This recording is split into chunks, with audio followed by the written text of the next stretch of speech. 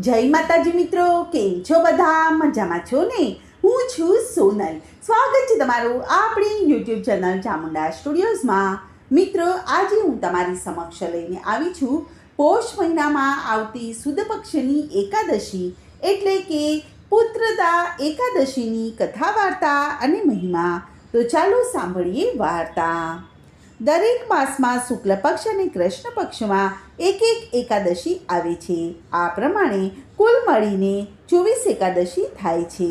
વળી દર 3 વર્ષે અધિક માસ આવે ત્યારે શુક્લ પક્ષ અને કૃષ્ણ પક્ષની 2 એકાદશી ઉમેરતા કુલ મળીને 26 એકાદશી થાય છે. આ દરેક એકાદશીને જુદા જુદા નામથી ઓળખવામાં આવે છે.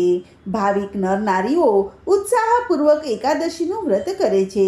વિવિધપૂર્વક એકાદશીનું વ્રત કરનારને આ લોકમાં વિવિધ પ્રકારના સુખ ભોગવવા મળે છે અને શરીર છૂટી ગયા પછી મોક્ષની પ્રાપ્તિ થાય છે.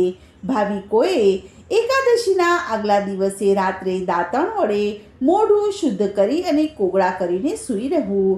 ઊંઘ ન આવે ત્યાં સુધી ભગવાન વિષ્ણુનું સ્મરણ કર્યા કરવું. વ્રતધારીઓએ એકાદશીના દિવસે પ્રાંતઃકાળે ઉઠી નિત્ય કર્મથી પરવારી સ્વચ્છ વસ્ત્રો પહેરી ભગવાનનું ધ્યાન અને સ્મરણ કરવું.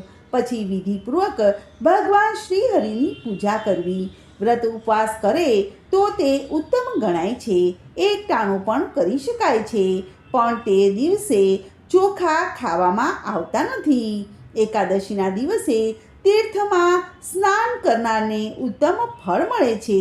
તો મિત્રો, આ એકાદશીના દિવસે આપણે થોડું પણ દાન પુણ્ય કર્યું હોય તો તે અનેક પ્રકારનું થઈ જાય છે અને જો તે વિધિપૂર્વક કરવામાં આવ્યું હોય તો તે પર્વત જેવડું મોટું થઈ જાય છે. એકાદશીના દિવસે આ પ્રકારે ભગવાન વિષ્ણુનું પૂજન કરવાનું. પછી બારસના દિવસે પ્રાંતઃકાળે ઉઠી નદી અગર જળાશય જઈને સ્નાન કરવાનું. જપ ધ્યાન વગેરે કરી ઘરે આવી વિધિપૂર્વક ભગવાન વિષ્ણુનું પૂજન કરવાનું. વ્રતની પૂર્ણાહુતિ અર્થે બ્રાહ્મણોને જમાડી અને દક્ષિણા આપીને રાજી કરવા અને નારાયણની પ્રસન્નતા માટે ગુરુજીની પૂજા કરી અને દક્ષિણામાં શક્તિ હોય તો ગાય ભેટ આપવી. તો મિત્રો, આ પ્રમાણે હતી એકાદશીની પૂજન અને વિધિ. હવે આપણે સાંભળીશું પુત્રદા એકાદશીની વાર્તા. ધર્મરાજ યુધિષ્ઠિરે ભગવાનને પૂછ્યું કે હે ભગવાન, મને પોષ માસની શુક્લ પક્ષની એકાદશીનો મહિમા સાંભળવાની ઈચ્છા થઈ છે, તો આપ મને કહો તે એકાદશીનું નામ શું છે, તેના વિધિ વિધાન શું છે અને તે એકાદશીનું વ્રત કરવાથી ભગવાન કોને પ્રસન્ન થયા હતા? ત્યારે ભગવાન બોલ્યા કે હે ધર્મરાજ યુધિષ્ઠિર, આ એકાદશીને પુત્રદા એકાદશી કહેવામાં આવે છે. તેનું વ્રત વિધિપૂર્વક કરવાથી સર્વ પાપમાંથી બળી અને આપણને પુણ્યની પ્રાપ્તિ થાય છે. આ એકાદશીમાં નારાયણ દેવતાનું પૂજન કરવામાં આવે છે. હવે આ એકાદશીની પાપનું હરણ કરવાવાળી ઉત્તમ એકાદશીની કથા હું તમને કહું છું, તે તમે ધ્યાનથી સાંભળો. અગાઉ ભદ્રાવતી નામનો રાજા સુકેતુમાન ઘણો સમૃદ્ધિવાળો હતો, પણ સંતતિ સોગંદ ખાવા પૂરતી પણ ન હતી. આથી તે નિરંતર દુઃખી રહેતો હતો. શું કરવું, ક્યાં જવું, પુત્ર પ્રાપ્તિ અર્થે શું કરવું તેની તેને કંઈ પણ સમજણ પડતી ન હતી. ભરપૂર ઐશ્વર્ય ભોગવવાનું હતું, છતાં ગાદીનો વારિસ ન હોવાથી રાજા અને તેની પત્ની બંને હંમેશા દુઃખી રહેતા હતા. કોઈ માર્ગ ન સૂઝતા આત્મહત્યા કરવાનો વિચાર કરી રાજા એક દિવસ પોતાના ઘોડા ઉપર બેસી અને વનમાં ચાલ્યો ગયો અને મૃગ અને પક્ષીઓથી યુક્ત એવા ગંભીર વનમાં આમ તેમ ફરવા લાગ્યો.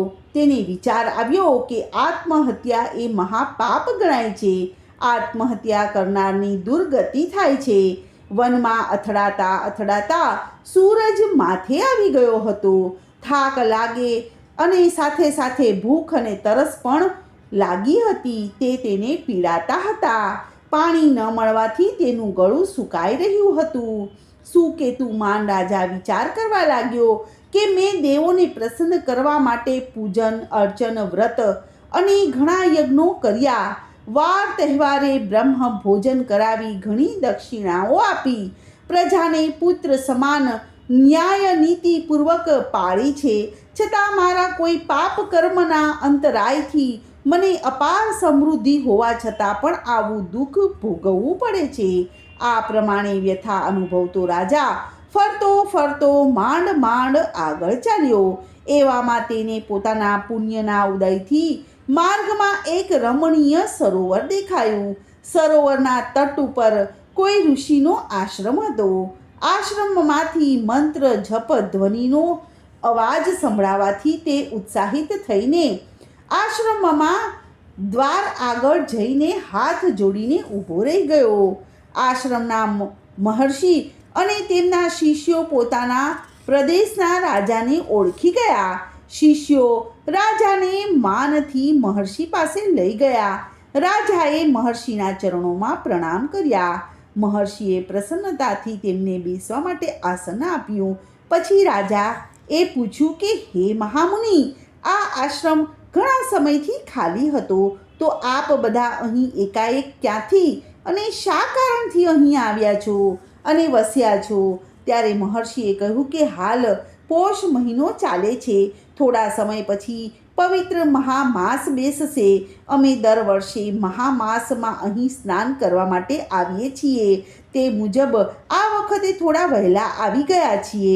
હે રાજા, આજે ઉત્તમ પુત્રદા એકાદશીના દિવસે તમે આશ્રમે આવ્યા છો. આ એકાદશીનું વ્રત વાંઝ્યા મેળવું ટાળે છે. જેને પુત્ર ન હોય તેને પુત્રની પ્રાપ્તિ થાય છે. તું પણ શ્રદ્ધા ભક્તિ ભાવપૂર્વક આ પુત્રદા એકાદશીનું વ્રત કરીશ તો તને વ્રતના પ્રભાવથી ઉત્તમ પુત્ર રત્નની પ્રાપ્તિ થશે. મહર્ષિના દર્શનથી અને ઉત્તમ વચનોથી હર્ષ પામેલા રાજાએ તે દિવસે ઉપવાસ કરીને પુત્રદા એકાદશીનું વ્રત કર્યું અને રાત્રિ આશ્રમમાં પસાર કરી અને સવારના દ્વાદશીના દિવસે પારણું કરી અને મહર્ષિ સહિત સર્વ ઋષિઓને પ્રણામ કરી અને રાજા ત્યાંથી પ્રસન્ન ચિત્તે મહેલે ગયા. તેણે રાણીને પુત્રદા એકાદશીનો મહિમા સમજાવ્યો. થોડા દિવસ પછી રાણી સગર્ભા બની. 9 મહિના બાદ તેણીએ રૂપાળા પુત્રને જન્મ આપ્યો. આથી રાજા અને રાણીના આનંદનો પાર ન રહ્યો અને આગળ જતાં તે પુત્ર મોટો થતાં રાજાએ તેને રાજગાદીએ બેસાડી અને રાજા બનાવ્યો.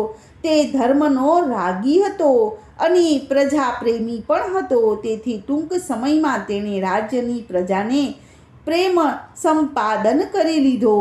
ભગવાને ધર્મરાજાને પુત્રદા એકાદશીની કથા સંભળાવીને કહ્યું કે હે રાજન, પુત્રેચ્છાવાળાના મનોરથ સફળ થવા માટે સર્વ લોકોના કલ્યાણ અર્થે મેં તમને પુત્રદા એકાદશીનો મહિમા કહ્યો છે.